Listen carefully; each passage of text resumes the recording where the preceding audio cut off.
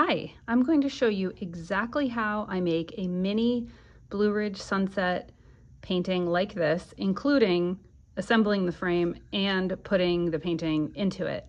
So the first thing that I need to do is paint the watercolor. I have this huge watercolor block. I am just going to paint a tiny corner of it for the purposes of this demonstration. If you don't have a watercolor block that's fastened on all sides like this, I would suggest taping down your watercolor paper before you get started. Here is my completely out of control watercolor palette. I am going to probably just do sort of like a pinkish color down to yellow. It doesn't matter what colors you have, just pick some sunset type colors. You could even just do blue to lighter blue, that would work too. Like a dark blue to a light blue. So this color is, no, you didn't stop being able to hear. I stopped talking. Permanent rose, that's what this is. I'm gonna put a little right here. And I'm using right now my size 12 round Princeton Heritage brush. No, they're not paying me to say that. I just love them. So if they want to pay me to say that, you know, that's cool. This is a shell pink. So I'm just gonna make this a little bit of a lighter colored pink. And I'm just gonna do a watercolor wash. And because I'm making a small painting, I am just going to, oh look, I dripped on my, I dripped. I'm just gonna make a small watercolor wash right here that I will cut down to size.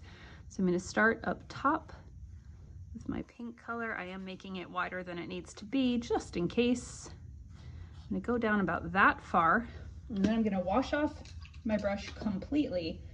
And I am just going to grab some of this Naples yellow that I have here.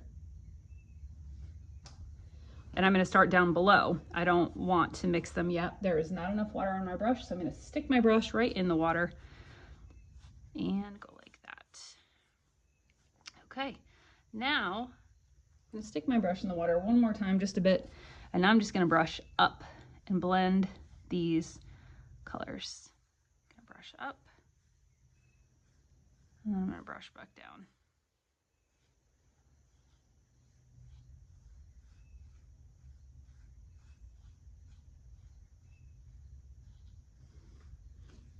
I think that is just fine. If I wanted it to stay pinker, I could go back in and do another layer of pink and then kind of blend it down.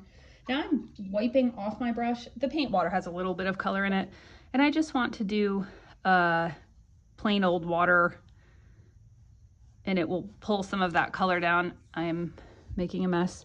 The reason I want to do that is because watercolors are pretty transparent, and as I start to paint the layers of the mountains, I don't want there to be this really hard line that you can see through the mountains. And I'm actually gonna kind of bring that down a little bit. Okay, this needs to dry completely, and then we can get started on layering the mountains. And just because I didn't completely say it out loud, I tried to make this about the size wider, and then, you know, almost down to the bottom of where this mini frame would be. I'll see you soon. Okay, now that the paint is completely dry, we are going to paint this back layer. And when I say we, I mean me, but maybe we if you're also doing it. So you want this to be a really light color. Light meaning it has a lot of water in it and has a lot of transparency. I have basically just used Payne's gray here. You could use a blue. You could mix like a blue with a brown if you had it and make kind of a gray color. So, or if you had black, if you had straight up black, you could just water it down a lot. So you want it to have a lot of water so that it's light. You want to be able to see those colors coming through. And I live in the Blue Ridge Mountains, so and I have for 22 years now, so I know what they look like, but it's just kind of like a wavy line. So I will use, again, I'm using my size 12 brush. You could use a smaller brush, but this one's new, so it has a pretty good tip. And I just kind of pick a spot and I make some waves. And then I pull down like this. And I do want to take this all the way down to the bottom because watercolor paint is transparent, and I don't want you to see like a harsh line of one mountain stopping after I paint the next over it. And again, now we have to wait for it to dry. Okay, now that it's dry, it's time to add another layer. I continue on with the same color. mostly just Payne's Gray, maybe with a little bit of this interference silver. And then I will add water to it because I want it to be lighter. And all of the water I have nearby has weird colors in it, so I'm just gonna spritz it. So I want it to be lighter, but not as light as the first layer. And watercolor does always dry lighter than it appears. So now for this layer, usually I kind of try to do like, if I went up one place, I'll go down the next place. And right now this layer looks quite a bit darker. And how do I feel about that? I don't know yet. That might be a little too dark. I might be leading you astray with my instructions. I'm gonna go like this. And I'm going to paint on, just gonna get a little more water into this. And I'm just gonna go like this. This is real life. This is what happens. Watercolor can go everywhere. If you get it quickly, it's fine. All right, I just think it's good for you to see that not everything always goes exactly as planned, but we can remain calm. Did I seem calm there? All right, that's better. That seems like a more appropriate shade to me. Okay, once again, gotta wait for it to dry, and then we'll add the next layer. And typically I will do 4 layers for a painting this size. So the next one will be slightly darker, and then I'll do the darkest layer, and I usually will add trees, make it look like a tree line for that one. So coming up next, the next layer.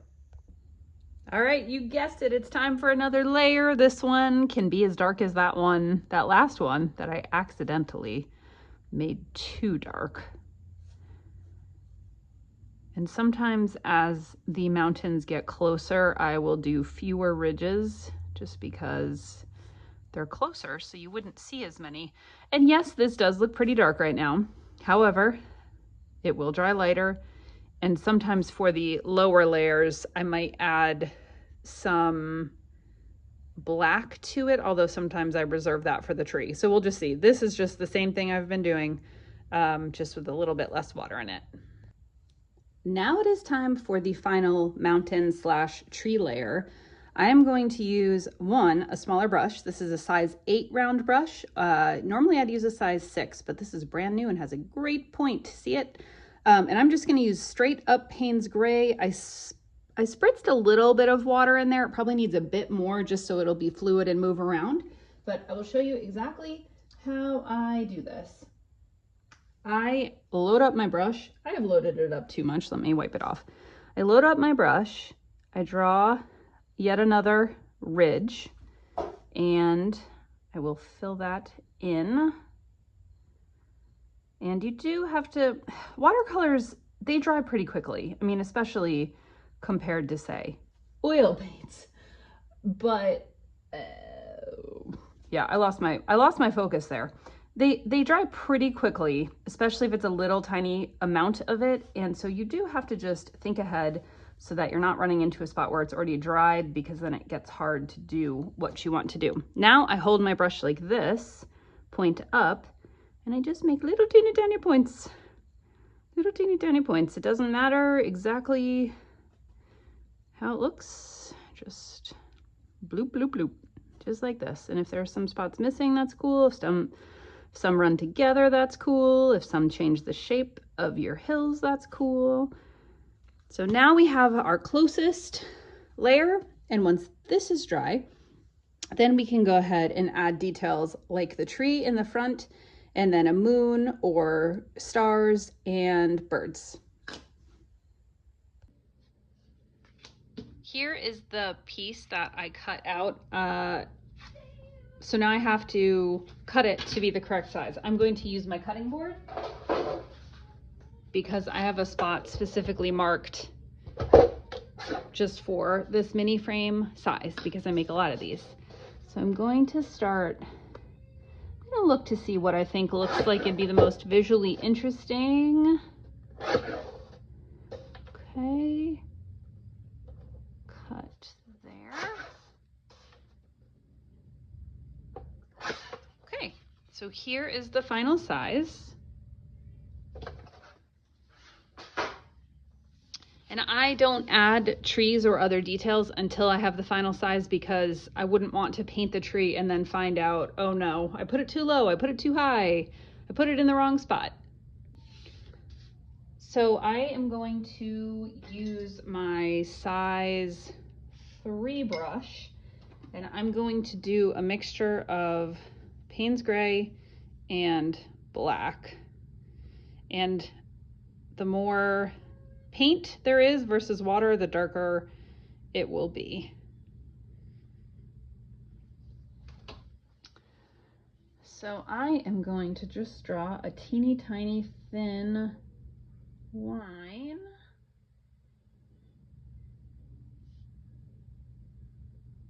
Straight up to about there. And I do these evergreens a couple different ways, but right now I'm just gonna do,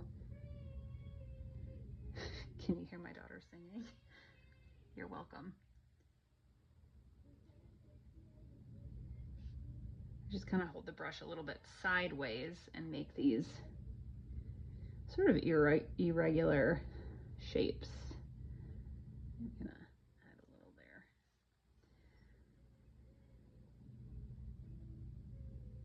I'm not a, what do you call it?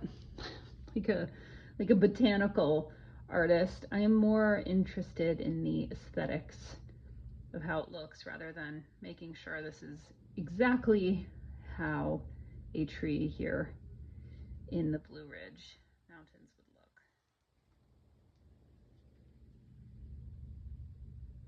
Just kind of move around, and then it does get harder to see down there, but that is fine.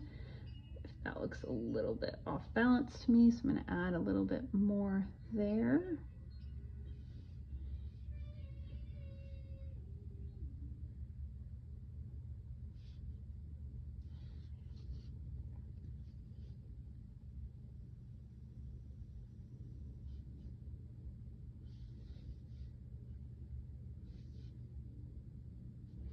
And I am going to give this a chance to dry before I add anything else, just so I don't smear the tree that I have just created. Okay, I'm going to add a few stars using my white gel pen. Sometimes, depending on how dark the sky is, I will add a moon with some bleed proof white, but I don't want to for this one. And oftentimes I like to add birds, because maybe there are some birds circling around as the sun goes down. I just do my little V's like that, and the painting is complete. Now I just need to assemble the frame and put it in the frame. Now it is time to get this piece framed. This is a frame that I buy online. I will drop a link in the notes. If there is one question I get more than any other question, it is where do I get these from? So I will put a link down there. If I remember, if I don't remember, someone will probably ask me, and then I will put it down there. So the way that I attach these together is I use this matte gel medium, and I just paint. If I could find a brush, I would just paint a little layer. You know what? All my brushes are in the bathroom next to the sink. On my vision board is it's a mental vision board more than anything else, but on my vision board is a studio with a sink. Wouldn't that be delightful? In the house that I lived in growing up, we had one of those walkout basements with the windows, and there was laundry down there. There's also like a, big white sink, big giant sink where you could get stuff dirty. That'd be awesome. That'd be great. All right, so I have put my layer of the acrylic medium. I will put the frame on, and then I keep a stash of clean, doesn't look clean, but it is clean bar mops or towels nearby.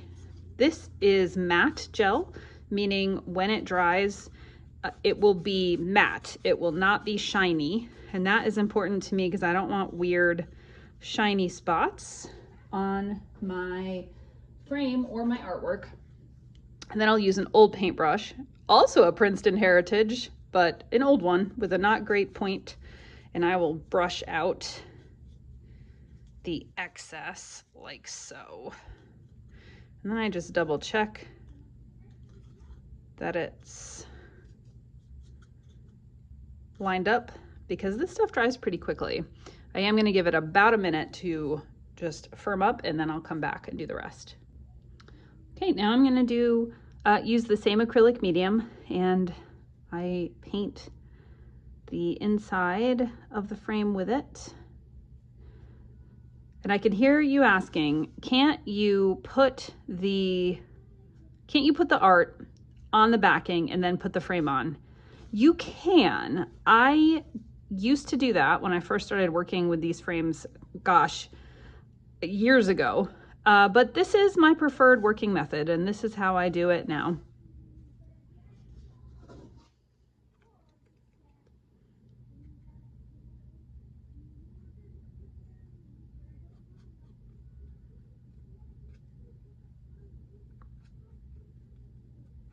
And I do paint both the back of the paper and the inside of the frame, just because I find that it makes for the best adhesion. Let's go with adhesion.